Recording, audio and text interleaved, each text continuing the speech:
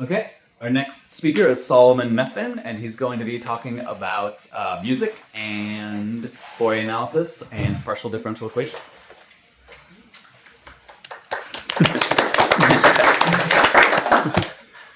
Yeah, I'm Solomon Methvin. I'm a 7th grader. I'm homeschooled. I'm currently taking math classes at Pacific University. And I'm going to be talking about Fourier series, orthogonality, partial differential equations, and a bunch of other stuff like that.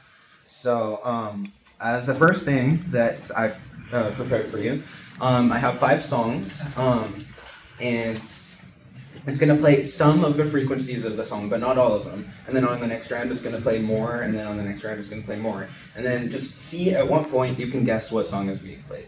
So, you need full screen.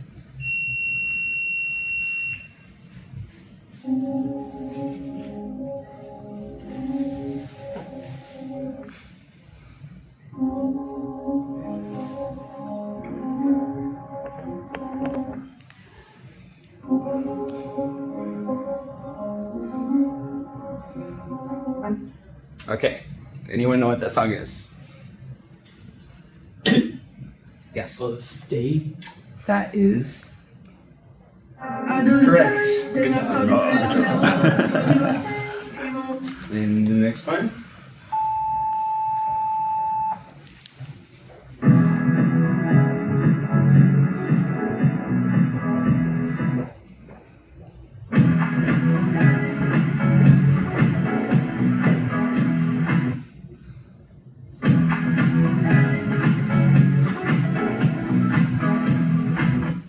Anyone can tell me what this song is?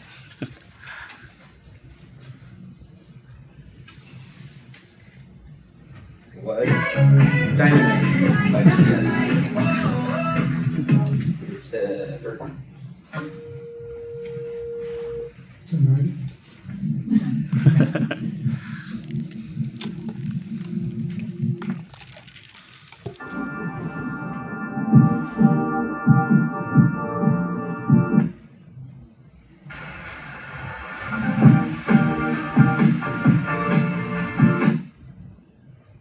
You want to know what this song is?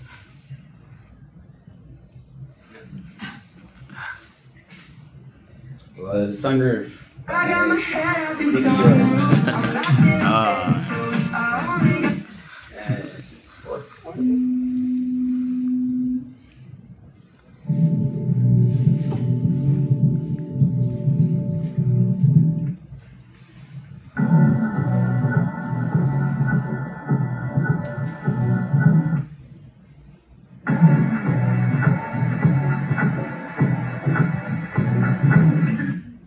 Anyone know what this song is? Yes. Wait, is it Lizzo? It is not. Oh. Yes, it was. Levitated by Julia. And here's the last one. This one's the hardest, so.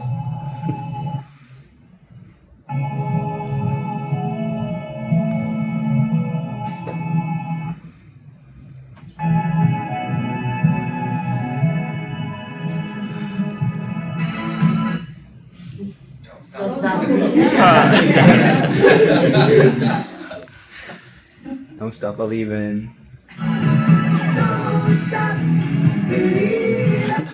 Anyway, that was that. So you can kind of see how the songs can be decomposed into different frequencies. You can add up those frequencies to get like little smaller versions of the songs.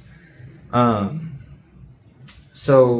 my previous speaker was talking about, complex sounds can be made for simple waves. So let's think about this very annoying function here. It's the type of square wave. It's 1 if the floor of x is odd and -1 if the floor of x is even. Like the normal square wave is flipped, but this one is the one I came up with. So it's not a very useful function to work with because it has a bunch of jump discontinuities, and continuous functions are a lot nicer to deal with when you're trying to use mathematical tools on them. So it's not a very clean function. We want like an easier way to represent it with actual continuous functions. And Joseph Fourier invented the tool called Fourier series. These constants, the a is 0, a and bn, they're not that important to the idea of it. But if you knew all the constants, all the coefficients, you could be able to reconstruct any finite, most finite functions from cosine and sine waves. And it goes from n equals 1 to infinity. In the real world, you're not going to have infinitely many cosine and sine waves to add up. You cap it out at like 100 or something like that. But if you wanted to fully approximate the exact function, you need an infinite amount of them. So if we go back to our square wave, if we use one term of the expansion over here, you'll see that it's just one little sine wave. It kind of approximates it decently well, but you can still see that they differ. If we use 3 terms of the expansion, you can see it approximates it better. It goes up and down more where it's supposed to. But if we use 100 terms of the expansion, then you could see that it approximates it really well. You can't even see the original function anymore. And it goes up and then stays like a line, down, stays like a line, and it approximates it really well. And that's all made from sine waves. But you'll notice that there are little spikes on the top of the sine wave approximation, and that's called the Gibbs phenomenon. And it's because sine waves, the nature of them is to go up and then down. And if you want them to stop without going down, it's really hard to do that. So there's not really any way, there's not really any way to fix that, no matter how many terms you add.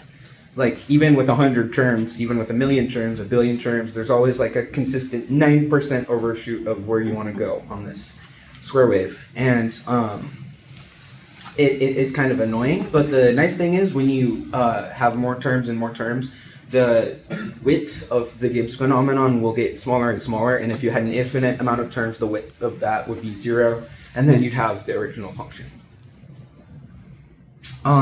And this can be tied into linear algebra pretty easily. So for everyone that's taken linear algebra in this class, or not in this room, but for everyone that's taken it, you know what a vector space is. It's just a space with a bunch of vectors you can add together and stuff. But the functions behave like vectors, so we have this thing called a function space. And in that finite function space, it's an infinite space, but the functions are finite. We can form basis for that function space with sine and cosine waves, sine of x, sine of 2x, cosine x, cosine of 2x. And the fact that we have these 3 equations shows that all of the things in the basis are orthogonal. And that means that all of the terms in the basis are independent, which means that we have an independent basis, which in linear algebra is really useful to have. And that the basis just means you can add up the sum of some of the things in the basis and then multiply them by coefficients and then get anything else in the function space you have, which is basically the entire idea of Fourier series. But what's special about waves? Why are we using waves? Like, sine and cosine waves are nice, but polynomials are arguably nicer. The polynomials are more fun, but the reason we're using sine waves is because when you take the second derivative of sine of nx, you get a constant multiplied by sine of nx. And since we're thinking about this in terms of linear algebra, we have this thing called an eigenfunction, which means that when you multiply we can think of taking the second derivative as multiplying by a matrix. When you take the second derivative multiplied by a matrix, it returns a multiple of the vector function that we inputted. And that's what's called an eigenfunction, and they're very, very useful in linear algebra and very useful in Fourier series. And how this relates to differential equations, this is probably the most well-known partial differential equation. It's called the wave equation, and it models basically any type of wave that you want to model.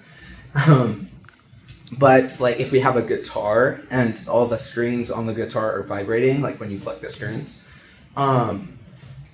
that it can be modeled by this. So u is a function of x and t. T is time and x is position along the string.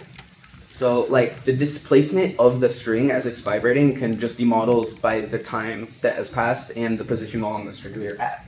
And c is just a constant, so it's not that important. And the vibrations of the string can be modeled by sine waves. And each of those vibration modes can be modeled by its own separate sine wave. So like the n equals 3 mode can be modeled by sine of 3x, the n equals 20 mode can be modeled by sine of 20x. And when you sum all of those up with their respective coefficients, that's, again, the entire idea of Fourier series. And so the solution to this partial differential equation is really tied into Fourier series a lot. So solving the partial differential equation, we use this thing called separation of variables. We assume that u of xt is equal to some function of x multiplied by some function of t. And then instead of one complicated partial differential equation, we have two very simple ordinary differential equations, one for the space and one for the time. So the space ODE becomes second derivative of x equals minus lambda times x. And we just saw that with sine waves. So sine waves are basically the solution, or part of the solution to the wave equation, which is why Fourier series is integrated into it so much. And tying this back to music at the beginning, each wave, each sine wave is one single frequency of sound that you can have. Like a 1300 hertz sine wave is just sine wave vibrating up and down 1300 times a second. And music is just a sum of a bunch of different sine waves or frequencies. So you can have like a 1300 hertz sine wave multiplied by a constant for the amplitude. And then you can have like a 5000 hertz sine wave with some constant. And then you get any kind of sound you want, which is how audio and music works. So as my previous speaker was saying, this is the idea behind audio compression. Like when you want to compress a file on your computer, an audio file that's taking up too much space, you can go through, there's computer programs that can do this, but you can go through and delete all the ones that are outside of the human hearing range, or they're too quiet to be heard in the first place. And then you'll have a smaller, more manageable file size, and it's a lot nicer. And so the big idea of this entire presentation is complex functions or music can be broken down into a bunch of smaller, more manageable, simpler functions. And like Fourier series can turn finite, nice functions into much nicer functions. And then music can be broken down into pure frequencies. So that is the end of this.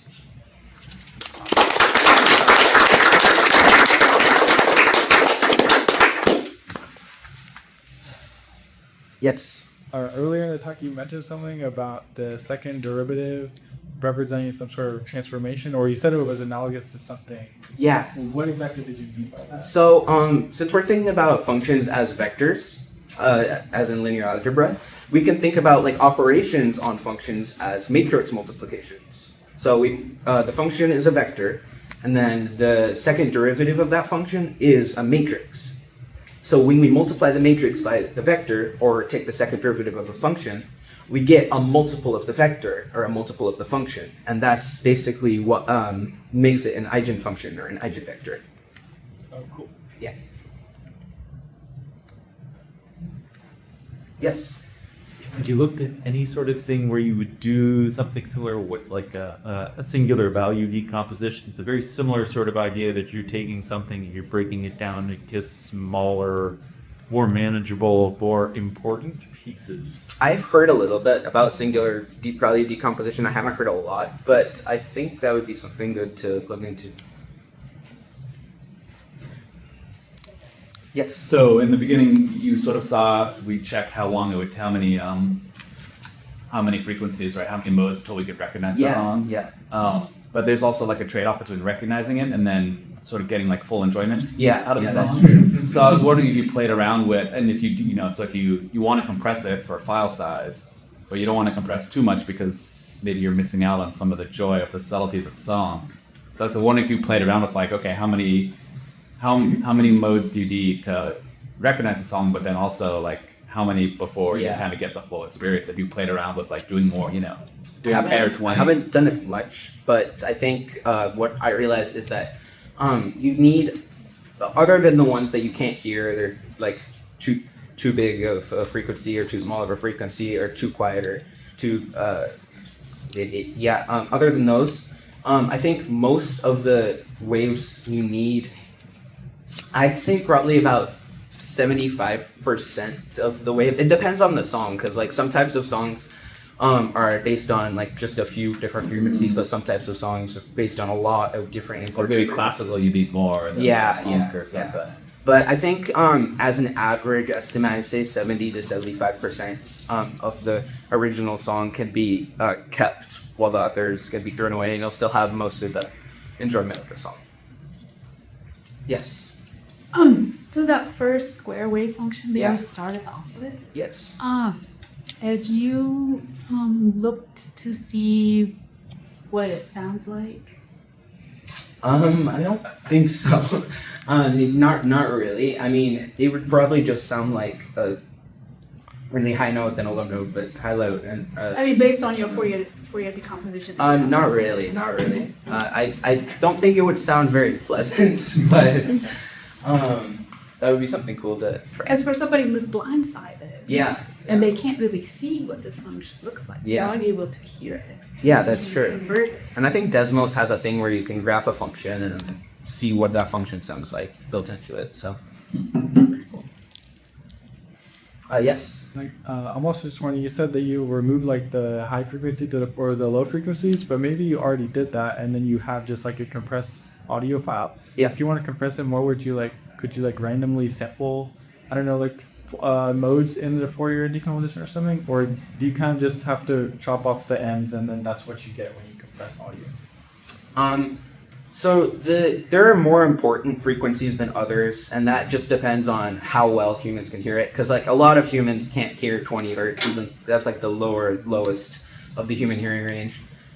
So like those are not as important as the ones that are in the middle of the human hearing range or have the biggest coefficients. So I would say that if you want to compress files, then you should focus on the ones that humans can't hear very well, or that are too quiet to hear, or very quiet. So Or have low Fourier coefficient? Yeah, On yeah. the spectrum. yeah, exactly. Yes. I had a random question. Yeah. What song were you able to hear with the least amount of those modes? I think What was most recognizable? out of all of those, for me, I think it's just the songs that I know in my head the most. But Just once you start playing, you're like, oh, I know that one.